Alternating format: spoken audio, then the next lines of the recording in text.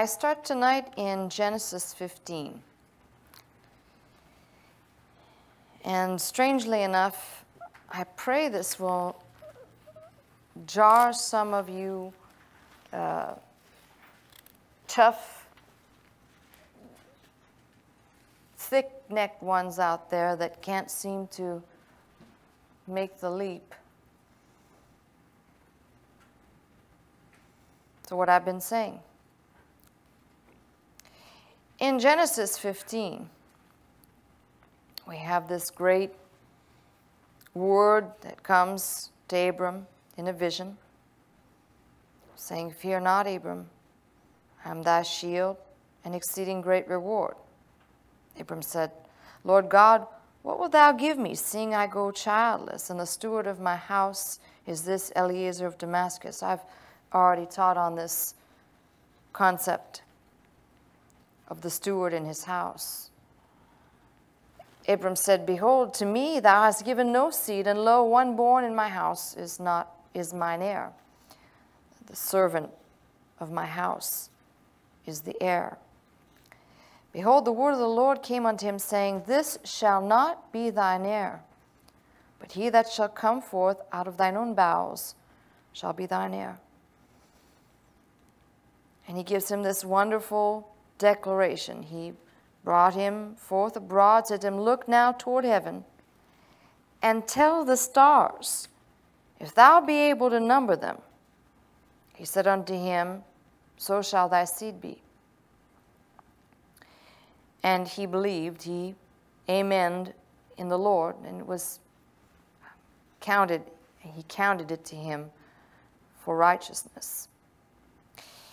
And he said unto him, "I am the Lord that brought thee out of Ur of Chaldees to give thee this land to inherit it." And he said, "Lord God, whereby shall I know that I shall inherit it?"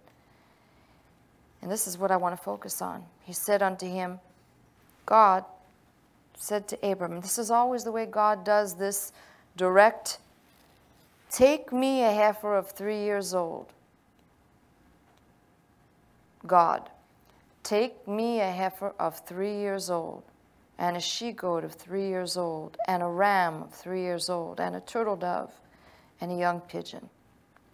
Now, it goes without saying, these all belong to God. They all belong to him. He created them. Yet he's telling Abram, "Take me these," and he itemizes them, and it's quite precise. "Take me a heifer of 3 years old, a she-goat 3 years old, a ram 3 years old, a turtle dove, a young pigeon." And he took unto him all these and divided them in the midst, and laid each piece one against another, but the birds divided he not. And this is where I want to call your attention. Verse 11. "And when the fowls came down upon the carcasses, Abram drove them away." The first thing I'd have you note, which is somewhat interesting, God could have arranged these animals, killed these animals, but he says, "You take them. You bring them to me."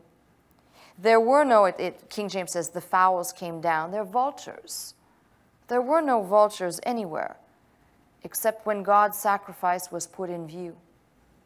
Now, I want you to mark this very, very carefully, because the volume of letters that I get from people saying, "Well, I'd like to give," and the minute you put that in your heart to be obedient to what the Lord has kind of pulled you to do in that direction, believe me, the vultures will begin to swoop down and aim for what you have placed as a dedicated thing to God. Make no mistake about this. People are very confused. They think they just have bad luck, or maybe it has something to do with this ministry.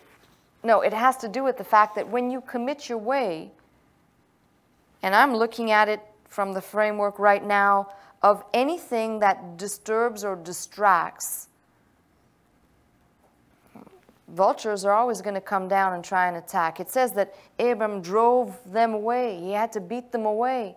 That was God's portion, God's offering. And the rest of this is not done until God does something amidst that offering. But until the covenant was completed, all of a sudden out of nowhere, here come these vultures to come down and attack the offering. Make no mistake about this. The times that I'm reading people saying, well, I purpose to do this, but now I can't. God has always been saying the same thing. Take this for me. Do this for me. Even though, by the way, these all belong to him. They're his creation. He says, take these and offer them, essentially. There's no mention of any vultures until the time that he places them out properly as an offering to God. If you're committing your way, and it may be what I call the vultures of temptation. You know, I know that this is for God, but I'll just dip into it this month.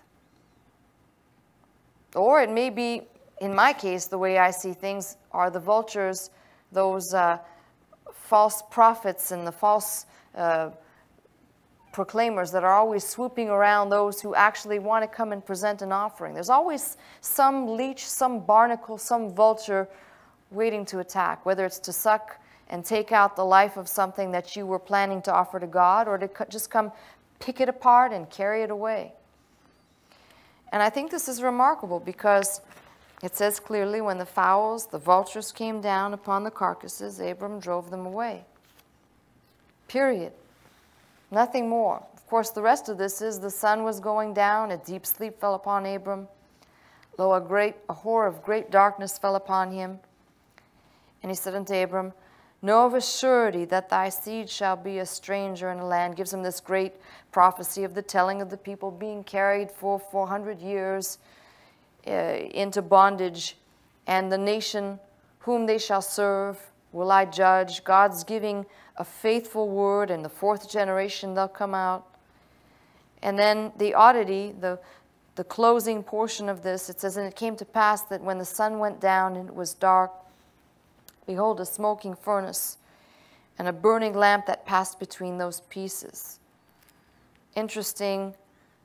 God orders him to do this, place these exactly. He fights off the vultures, and then he falls into a sleep. And of course, the rest of this that I've just described. In the same day, the Lord made a covenant with Abram, saying, unto thy seed have I given this land, and so forth. The point of this that I want to point out first before I go any further tonight is that some of you are not willing to fend off the vultures as they swoop down. You see what's coming, and rather than say, these weren't here before. You've heard me reference the volume of people that say, I started tithing and this happened. I plan to send an offering, but I need the money this month. Just get that in your head. Your situation, your circumstance is not unique. God is still speaking the same thing to his people, ordering them to do a certain thing, and we now do it by faith.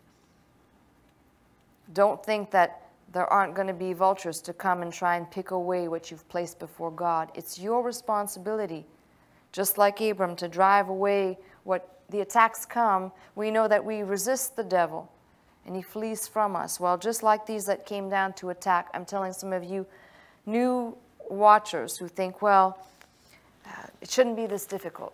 The pattern is here. I could have picked any single place to tell you this, but the pattern is here. So there's no excuse for some of you, the ones that have not yet called in your commitments for the month. You make sure that you're putting God first. And your responsibility is doing what you've committed to do. God gave the instructions. It didn't say anywhere, and by the way, when you lay out these pieces, make sure you also chase away the vultures. God was not so kind as to mention that there wouldn't be other attacks upon the very thing that would be offered to him. He didn't spell that out. Don't think that God's going to lay everything out plain for you so you've got a checkbox to follow. Just know the vultures will be there, and just like Abraham, you, or Abram in this case, it's your responsibility to get the offering, the sacrifice, without the interference, which will come anyway. So just telling some of you who seem to just say, well, how could this be so problematic? I'm telling you how. That's the pattern. Come